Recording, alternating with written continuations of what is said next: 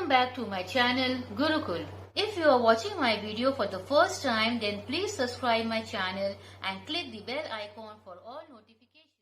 Today I am going to start with exercise 10.2 of lines and angles. So question number 1, जैसा कि आप देख रहे हैं, I have sketched on the copy. अब इसमें पूछा गया है that identify each of the given pair of angles as alternate interior angle, co-interior angle और corresponding angles or none of these. अब हम जो एक्सप्लेन करने वाले हैं काइंडली उसको अटेंटिवली सुनिएगा, वरना आगे का एक्सरसाइजेस सॉल्व करने में आपको प्रॉब्लम होगा. जैसे एक्सरसाइज 10.1 में हम लोग एक एंगल सीखे थे, वो था वर्टिकली ऑपोजिट एंगल. वो कैसे क्रिएट होता है? जब टू स्ट्रेट लाइन इंटरसेक्ट करता है एट अ पॉइंट और वो चार एंगल देता है, तो opposite angles are equal, right. अब यहाँ पे देखिए, दो two straight lines are there and वो कट गया है ट्रांसवर्सल लाइन से. ये जो तीसरा लाइन जो उन दोनों प्रीवियस लाइन को कट किया है, ये थर्ड लाइन को बोलते हैं ट्रांसवर्सल लाइन. और जब ये ट्रांसवर्सल लाइन इन दोनों लाइन को कट करता है तो वो दो पॉइंट मिलता है और उस दो पॉइंट पे चार एंगल, चार ऊपर और चार नीचे. As you can see angle 1 2 3 4 5 6 7 8. अब ये जो यहाँ क्रॉस है 1 and 3, 2 and 4, they are called vertically opposite angle. यहाँ पे 5 and 7, 6 and 8 are called vertically opposite angle. अब दूसरा एंगल जो हम आपको एक्सप्लेन करेंगे वो है कॉरेस्पॉन्डिंग एंगल. वो क्या है? Angle 2 and 6 is corresponding, 3 and 7 is corresponding. मतलब दो लाइन जो तीसरा कट हुआ है ट्रांसवर्सल लाइन, एक अंदर और एक बाहर, एक लाइन के अंदर एक बाहर. 2 and 6, 3 and 7, यहाँ पे 1 and 5 and 4 and 8, they are corresponding angle. फिर आता है alternate interiors angle. वो क्या है? दो लाइन, एक यहाँ और एक यहाँ. देखिए एक Z फॉर्म हो रहा है. Just look at the movement of my finger. ये एक Z फॉर्म हुआ, तो ये एंगल और ये एंगल, ये हो गया ऑल्टरनेट. ये हुआ सीधा Z. अगर हम रिवर्स लेते हैं, so angle 4 and angle 6 they are alternate. Just because वो दोनों लाइन के बीच में हैं, इसीलिए वो इंटीरियर है. अब उसके बाद आता है को इंटीरियर एंगल. को इंटीरियर एंगल कौन सा है? दोनों लाइन के बीच में और एक ही तरफ. जैसे 3 and 6, 4 and 5, दे आर को इंटीरियर एंगल. तो चलिए अब यहाँ पे फर्स्ट पार्ट पूछा गया है angle 2 and angle 6. So angle 2 and angle 6 ये है corresponding. Number 2, angle 1 and angle 6. ये है एंगल 1 और ये है एंगल 6. ये किसी भी एंगल में फॉल करता है जैसा कि मैंने अभी प्रीवियसली एक्सप्लेन किया? बिल्कुल नहीं. सो ये हो गया नन. तीसरा एंगल 3, एंगल 5. 3 and 5 जैसा कि मैंने एक्सप्लेन किया था Z फॉर्म हुआ, सो 3 and 5 ये हो गया alternate interior angle. Number 4, angle 2, angle 7. So this is angle 2 and this is angle 7. तो ये किसी भी पेयर में नहीं आता, so this is also none.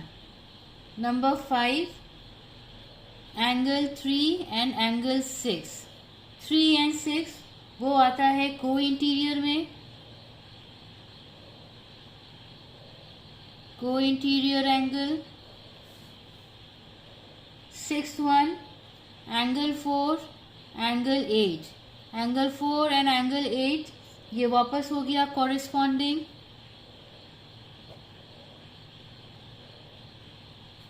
angle. Now question number 2, we have to state the properties that is used in each of the following statement.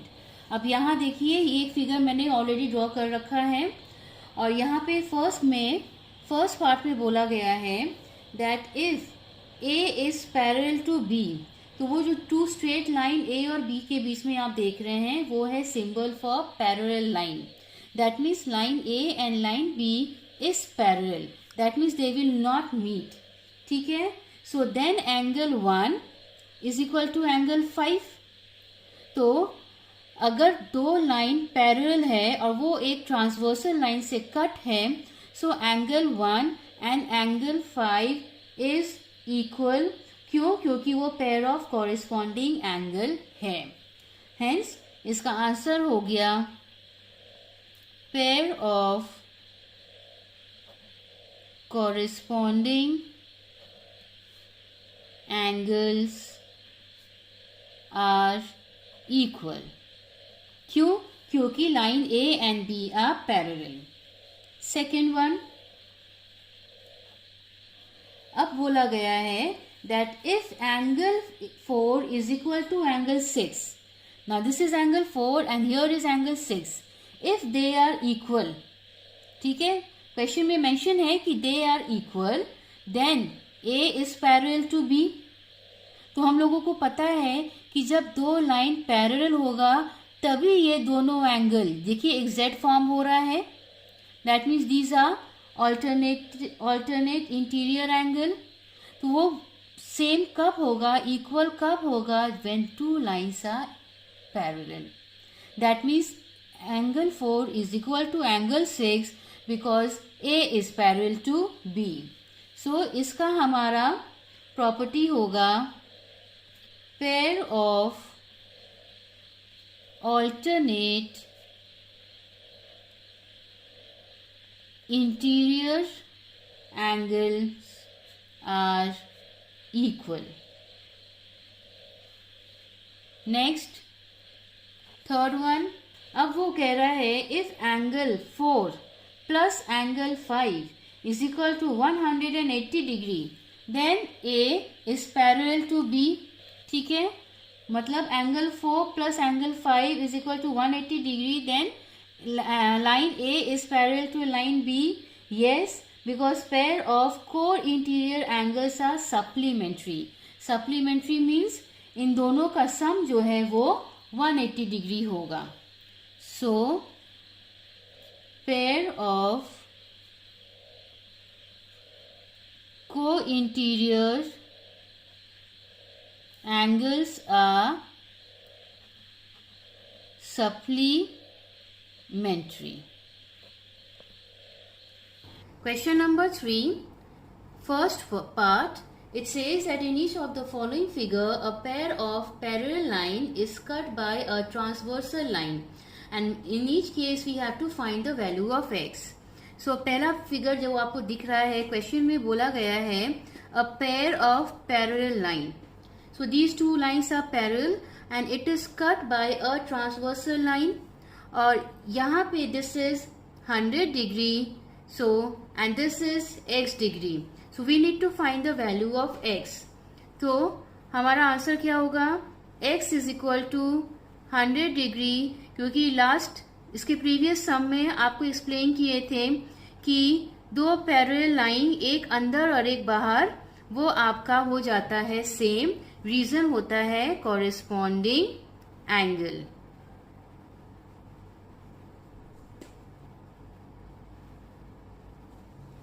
Second one, again two parallel lines are there which is cut by a transversal or so these two lines are parallel और यहाँ पे this is x और यहाँ अंदर में this is 110.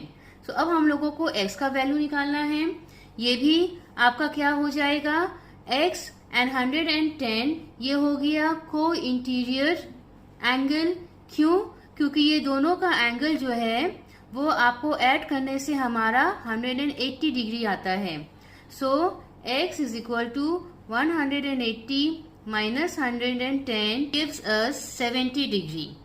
सो यहाँ पे to parallel lines के अंदर का दो एंगल का सम इज सप्लीमेंट्री।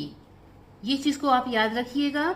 दो पैरेलल लाइन के अंदर, ये देखिए ट्रांसवर्सल लाइन के एक ही तरफ दोनों एंगल होना चाहिए और वो भी दोनों पैरेलल लाइन के अंदर होना चाहिए। तो इन दोनों का सम हमारा 180 हो जाता है, दैट इज सप्लीमेंट्री हो जाता है। तो इसीलिए अगर एक का वैल्यू दिया हुआ है तो दूसरा हम लोग 180 से माइनस करेंगे तो उसका वैल्यू भी हमें मिल जाएगा और इसका रीजन हो जाएगा को interior angle. The third part of sum number 3, again two parallel lines cut by a transversal, and this is x and this is 110. तो अब यहाँ पे हमको x का वैल्यू निकालना है। तो ये हमारा ऑल्टरनेट भी नहीं हो रहा है, तो हम लोग इसको कैसे निकालेंगे?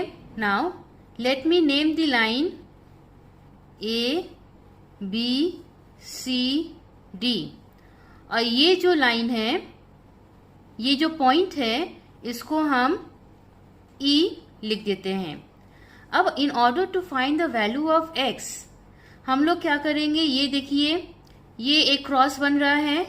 So this angle AEX is equal to 110 degree because reason is vertically opposite angle.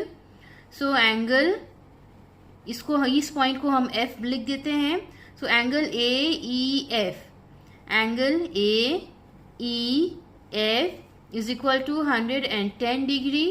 Reason is vertically opposite angle. तो हमको ये मिल गया 110। अब जब ये 110 है, we can easily find out x। Just अभी प्रीवियस सम में किए हैं। ये दोनों को इंटीरियर है, दोनों ही पैरेलल लाइन के अंदर का एंगल है जिसका कि सम 180 डिग्री होना चाहिए। तो उसमें से अगर एक का वैल्यू हमको मिला है तो दूसरा हम आराम से निकाल सकते हैं। Hence x is equal to 180 minus 110, that is 70 degree. और रीजन आपका हो गया है को interior angle. Thanks for watching my video, and please don't forget to like, share and subscribe my channel. Press the bell icon and select all for every update.